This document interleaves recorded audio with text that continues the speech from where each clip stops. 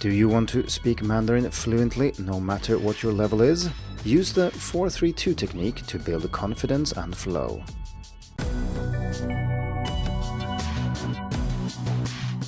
Hello and welcome to the Hacking Chinese podcast. In this week's episode, we are going to talk about fluency. And fluency in this case means being able to use the Mandarin you've learned effectively and with some speed and confidence. Finding or building that speed and confidence can be tricky though. I mean, yes, we all realize that if we practice more, we will improve, but are there things we can do to improve fluency directly? The answer is a clear yes, and in this episode, we're going to talk about one of my favorite activities for improving fluency. The activity is called the 4-3-2 technique and was proposed by Keith Maurice in the 80s and then further popularized by Paul Nation, whom I learned it from. Before we dive into the 4-3-2 technique, I'd like to mention that episode 99 of the podcast talks about fluency in general and how to develop it, and this is within Paul Nation's 4 strands framework. So if you want to know more about fluency and how to develop that, check out episode 99. The basic idea, though, is that fluency development needs to focus on a language you already know. If there are too many unknown words or too much unknown grammar, you will focus on that rather than building fluency. This is rather obvious when you think about it. Fluency is largely about being very good at what you already know, and to get really good at that, you can't constantly keep using new words and new grammar, because, like I said, all the focus will end up on these new words and patterns, not getting better at what you already know. It then follows that you can be fluent on different levels then, so obviously a beginner will be fluent in fewer and more limited areas than a more advanced student, but it's also possible to be very advanced and not fluent at all, because you've kept focusing on new things rather than getting really good at what you already know. One way of looking at it is that language ability consists of 2 components, the system and your ability to use it. And while you can only learn new words and grammar through listening and reading, acquisition builds the system, you also need to develop the skill to access the language quickly enough to be useful in spontaneous speech. And this then is what fluency development is all about. So what is the 4-3-2 technique and how do you use it to build the speed and confidence necessary to become fluent? The technique is very simple yet effective. You speak on the same topic 3 times in a row, but each time with a tighter time limit. First, speak on a chosen topic for 4 minutes, trying to communicate as clearly as you can, and you are allowed to prepare here before you start if you want, but ideally you should choose a topic you are already familiar with. So remember, this is about building fluency, not conquering completely new areas of the language. Then repeat the same talk in 3 minutes, focusing on keeping the key points while also speaking slightly faster. Since you've already done this once, speed usually increases automatically because you stumble less, you look for words less often, and so on. Finally, deliver the talk once more, and now just in 2 minutes. Now that you've talked about the same topic twice already, you know very well what to say and also quite a lot about how to say it smoothly. Your brain will have already activated the necessary vocabulary, grammar patterns, and so on, and you will notice that your ability to talk about this topic smoothly and fluently has increased significantly from the first attempt. So there we have it, the 4-3-2 technique, and the numbers obviously come from the number of minutes you have available for each attempt, although the numbers here are a bit arbitrary, but we'll get back to that later. The 4-3-2 technique was originally designed for classroom use, so that means that for each attempt you talk with a different person. This means that the other person doesn't know what you're going to say, so each time you need to convey what you want to say more succinctly, more clearly, and with more fluency. You can still use this activity with one person, such as your teacher, but it changes the nature of the activity a little bit.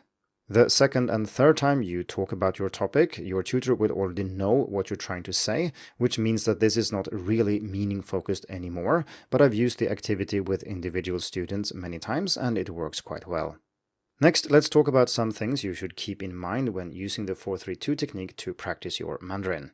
First, as I've already mentioned, it's important to focus on known language. Naturally, this doesn't mean you need to plan things out and make sure you know all the vocabulary required to talk about the topic, and that can be impossible to know in advance. I just mean that you should pick something you are reasonably sure you can talk about in Chinese without looking something up for every sentence. You can also talk your way around words you don't know, and this is similar to another fluency-related activity that I love, namely word guessing games, and I'll put a link to that in the show notes because we talked about it on the podcast, namely in episode 73. Anyway, the point here is that this activity is not about learning new words and grammar, and if there are too many of those, you will get distracted, and this no longer counts as fluency development. I also want to highlight the role of repetition here. You talk about the same thing, but not with the same constraints. Still, the cognitive load is reduced each time you talk about the topic, so some things that took some time to figure out how to say the first time will go smoother the second time, and the third time you might not even think about them. This is important because it frees up mental bandwidth that allows you to focus on things in your second and third attempt that you weren't able to pay attention to in your first. This usually leads to much more fluent Chinese and much more effective ways of communicating, which is the whole point. I also want to say a few things about time pressure, because some students might perceive this as stressful. I mean, you have to say things in a specific time limit. This is a key component of this activity, however, and if you remove the time limit, you lose much of the benefit, or at least you change the activity into something else, which might be useful for other things, but probably not as useful for building fluency. There are many reasons for this, but one of the most important ones is that having a time limit makes it easier to focus on meaning. What I mean by that is that if you have no time limit, most students will take a long time to figure out how to say something, maybe compare different options or consider which word is the best here, and so on. And this might be useful for some other purpose, but it's not building fluency. To build fluency, you need to focus on meaning, and when you have a strict time limit, you don't have time to think about exactly how to say something. You just say it, and then you let each iteration, each new attempt, improve the way you say it instead. This is very similar to the word guessing games I mentioned earlier, which I also think are great activities for building fluency. And there you describe a word without saying the word, and the listener is supposed to guess what word you are saying. I did already cover that in another episode, so I won't go through it here, but one essential component of these games is that you have a time limit. So you're supposed to describe these words in maybe 1 minute or 2 minutes, and with such a time constraint, you can't really produce perfect sentences. You can't care about exactly how you say it. So in other words, you will focus on what you say, not how you say it or the language you use to say it. And this is excellent for fluency development. As mentioned, I've used the 4-3-2 technique with many students, and there's also a substantial amount of research on this topic. And for references, please check the written article on Hacking Chinese. So what are the benefits you might reap if you use the 4-3-2 technique? First, we have increased speaking speed, and I've already mentioned that in the third attempt, students typically speak faster than they do in the first attempt, and this is not surprising considering that you've practiced already. But in a study by De Jong and Perfetti from 2011, it was shown that students who used the 4-3-2 technique to practice their fluency increased speed even outside of the activity itself, i.e. when talking about a topic that wasn't covered by the 4-3-2 technique. Second, using the 4-3-2 technique leads to fewer hesitations. As language learners, we often spend more time than we realize trying to retrieve words, and this makes our speech anything but fluent. But if you use this type of technique often, you can increase your fluency and speed by reducing hesitations a lot. In fact, many students I've used this technique with are surprised by how much they are able to say in only 2 minutes.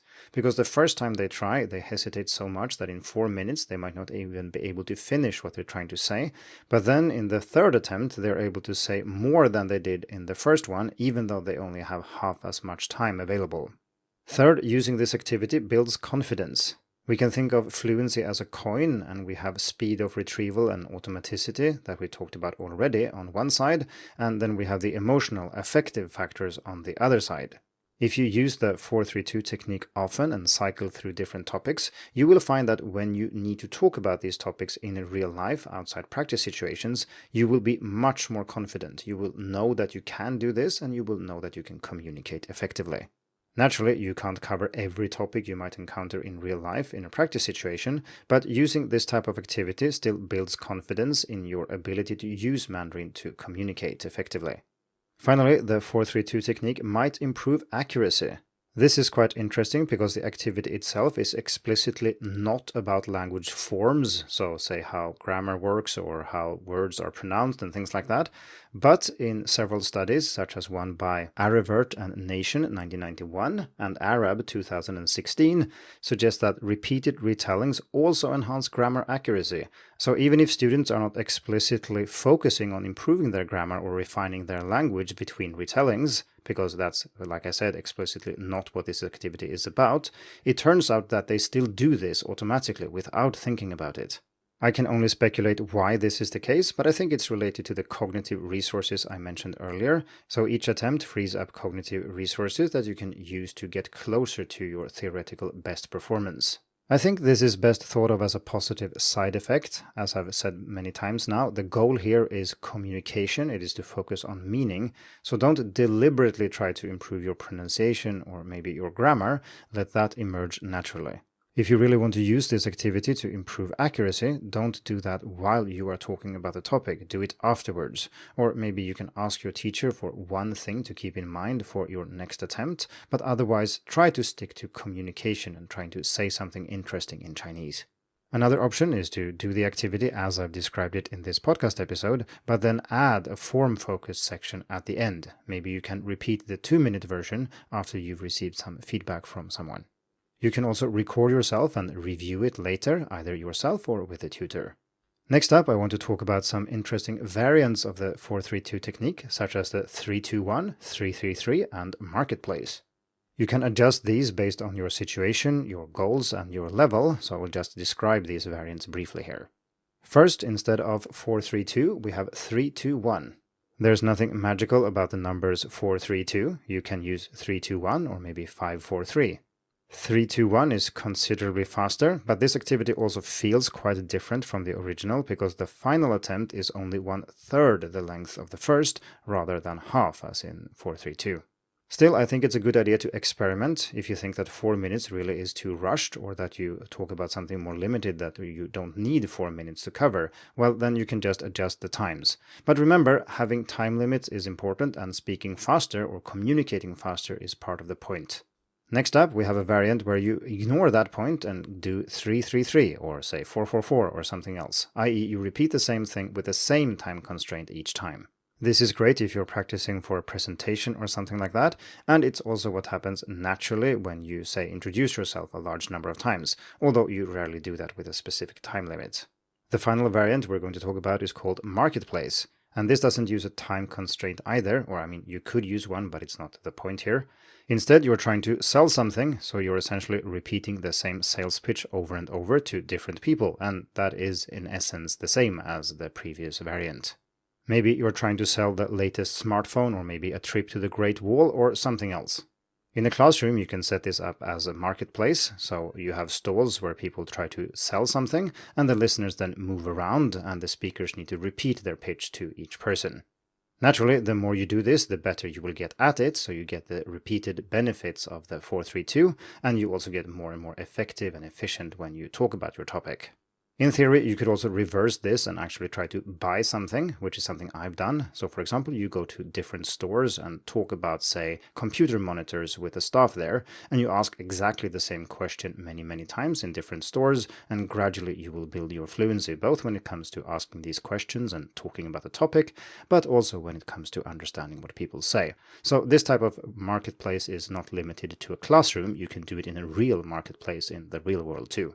Before we wrap up this episode, I would like to mention a few potential downsides of the 4-3-2, and I've already mentioned one, that students sometimes find it stressful, but I do feel that this is often because they feel that they need to speak correctly, which is not the point here. But in school, we are generally taught that correct is good, and then when the teacher says that now you should focus on just conveying what you want to say as quickly as you can or within this time constraint, people will find it stressful. But it doesn't need to be. Your goal is not to produce perfect sentences or to produce error-free Chinese.